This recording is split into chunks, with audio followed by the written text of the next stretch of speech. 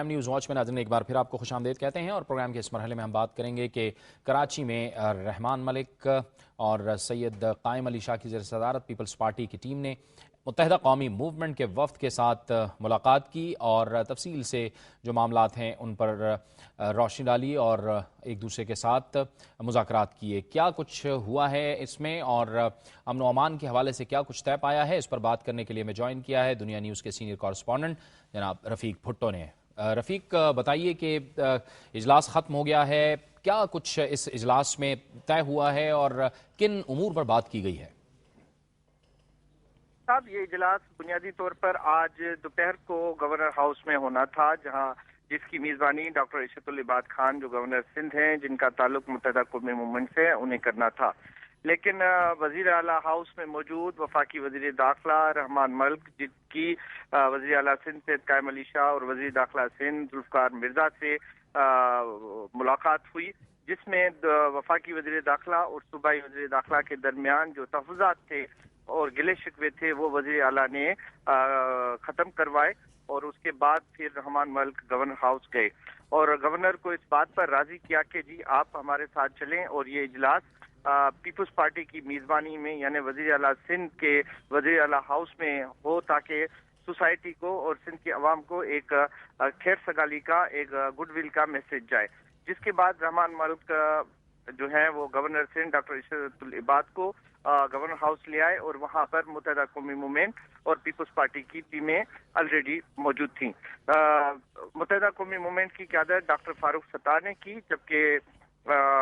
بابر گوری، وسیم آفتاب، عادل صدیقی ان کے ہمراہ تھے، جبکہ پیپلز پارٹی کی ٹیم کی قیادت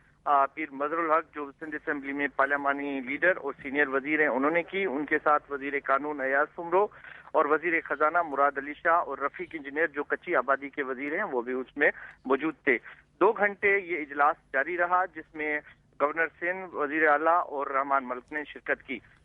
اس اجلاس میں کا جو اعلامیہ جاری ہوا ہے، جو پریس ریلیز وزیر اعلیٰ ہاؤس سے جاری ہوا ہے، اور اس کی میڈیا بریفنگ یا پریس بریفنگ کوئی بھی نہیں دی گئی، اور اس اجلاس کو اپنے طور پہ رکھا گیا تاکہ میڈیا کے سوالات کا انہیں سامنا نہ کرنا پڑے، جس کی وجہ سے انہوں نے پریس ریلیز کا سہارا لیا۔ لیکن رفیق اس میں ظاہر ہے کہ امن و امان کے تناظر میں یہ اجلاس ہوا تھا، اور پھر ظاہر ہے کہ جو صوبائی وزیر داخلہ نے ایک بیان دیا، پھر اس کو ایگری کیا وفاقی وزیر داخلہ نے بھی، یہ سارا ظاہر ہے کہ اسی تناظر میں ہوا ہے کراچی میں امن و امان کی صورتحال کے حوالے سے۔ جی، کراچی میں امن امان اور جو متحدہ قومی موومنٹ اور پیپلز پارٹی کے درمیان جو معاملات ہیں، خاص طور پہ بلدیاتی الیکشن میں کمشنری نظام کا نفاذ، اس پر بات چیت ہوئی ہے، اور جو ترقیاتی فنڈ جس کی پہلی قسط گزشتہ جو اجلاس ہوا تھا گورنر ہاؤس میں اس میں جاری کی گئی تھی، اس پر بھی ہوا۔ تاہم آج کا جو اہم ایشو تھا وہ تھا امن امان کے حوالے سے کہ جی کراچی میں جو ملک کا سب سے بڑا شہر ہے اور جس کو گیٹ وے آف پاکستان بھی کہتے ہیں، اس میں امن کس طرح بحال کیا جائے۔ اس کے لیے یہ فیصلہ ہوا کہ آل پارٹیز کانفرنس 26 جنوری کو وزیر اعلیٰ ہاؤس میں طلب کی گئی ہے، جس میں متحدہ قومی موومنٹ، جماعت اسلامی، عوامی نیشنل پارٹی، جمعیت علماء اسلام، جمعیت علماء پاکستان، مسلم لیگ کاف، مسلم لیگ نون، سندھی قوم پرست تنظیمیں، مسلم لیگ فنکشنل، ان تمام کو اس میں مدعو کیا گیا ہے، اور یہ سیاستدان آپس میں بیٹھیں گے، ان کی صوبائی قیادت اس میں شرکت کرے گی، اور مل بیٹھ کر کراچی میں امن کے حوالے سے کوئی حل نکالیں گے۔ رحمان ملک کے حوالے سے عوامی نیشنل پارٹی کو یہ تحفظات تھے کہ جی وہ جب بھی کراچی آتے ہیں تو صرف متحدہ قومی موومنٹ کے ساتھ ملتے ہیں اور ہمارے ساتھ نہیں ملتے۔ آج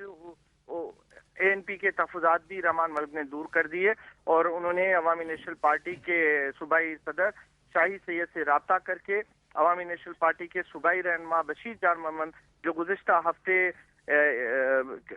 دہشت گردی کا شکار ہوئے تھے اور وہ زخمی ہوئے تھے اور ایک مقامی اسپتال میں زیر علاج ہیں، رحمان ملک جو وفاقی وزیر داخلہ ہیں وہ کراچی جانے سے پہلے ان کے پاس چلے گئے ہیں اور ان کی عیادت کر رہے ہیں۔ اچھا، یہ رفیق یہ بتائیے گا کہ ظاہر ہے کہ آل پارٹیز کانفرنس بلائی گئی ہے اور اس میں تمام जो सियासी जमातें हैं सिंध के अंदर मौजूद हैं उन्हें बुलाया जाएगा। जो सिंध की जो कौम परस्त जमातें हैं उनका खुसूसी तौर पर कराची में अमन व अमान के हवाले से और सिंध में अमन व अमान के हवाले से जो एक उमूमी मौक़िफ़ है वो क्या है?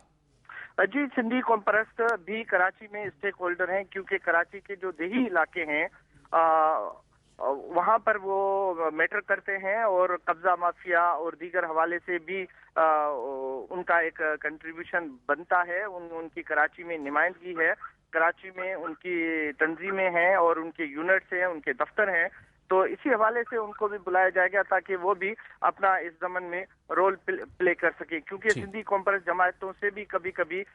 इनके झगड़े और तजादात रहे हैं। बहुत शुक्रिया रफीक भुट्टो, दुनिया न्यूज़ के नुमाइंदे हमें बता रहे थे आज के इजलास के बारे में। इजलास ख़त्म हो गया है और अब रहमान मलिक अवामी नेशनल पार्टी के रहनुमा जो बशीर जान जो ज़ख्मी हो गए थे उनकी इयादत के लिए रवाना हुए हैं। आज मुत्तहिदा कौमी मूवमेंट की राब्ता कमेटी की जानिब से एक अहम ऐलान भी किया गया है। 30 जनवरी को एक जलसे का ऐलान किया गया है। इस बारे में हम मज़ीद जानेंगे दुनिया न्यूज़ की नुमाइंदा किरण खान से। किरण, ये जलसा इसलिए भी अहम है कि इसमें मुख्तलिफ जो कौमियतें हैं उनसे ताल्लुक़ रखने वाले लोगों को बुलाया गया है। क्या बताया है MQM राब्ता कमेटी ने? बिल्कुल जावेद, आज MQM राब्ता कमेटी के अरकान ने प्रेस कॉन्फ्रेंस की जिसमें उन्होंने 30 जनवरी को लाल किला ग्राउंड कराची में जलसा आम का जो इनेकाद हो रहा है MQM की जानिब से उसका ऐलान किया है। इसमें सबसे दिलचस्प बात यह है कि उन्होंने मुख्तलिफ कौमियतों से ताल्लुक़ रखने वाले जो लोग हैं उन्हें दावत दी है कि वो आए, जिसमें पख्तून, पंजाबी, बलोच, सराइकी और दीगर जो कौमियतें हैं कराची में जिस वक्त है वो इस जलसे में शिरकत करें और उसकी दावत दी है। इसके अलावा उन्होंने ये भी कहा है कि इस जलसा आम के अंदर क्योंकि MQM का तासुर रहा है कि वो उर्दू स्पीकिंग यानी उर्दू बोलने वालों की जमात है, कोई भी उर्दू बोलने वाला शख्स जो है इस जलसे में मौजूद नहीं होगा। इसमें तमाम वो कौमियतों से ताल्लुक़ रखने वाले लोग आएंगे, अवाम आएंगे जिनका जो मुख्तलिफ उर्दू बोलने के अलावा जो ज़बानें बोलते हैं वो लोग इसमें जो है शामिल होंगे जलसे में। उन्होंने खुलेआम यहाँ पे दावत दी है तमाम उन कौमियतों को जो कि 30 जनवरी को ये जलसा आम लाल किला ग्राउंड में होगा। बहुत शुक्रिया किरण खान। दुनिया न्यूज़ की नुमाइंदा हमें बता रही थी कि मुत्तहिदा कौमी मूवमेंट की राब्ता कमेटी ने आज ऐलान किया है कि 30 जनवरी को कराची में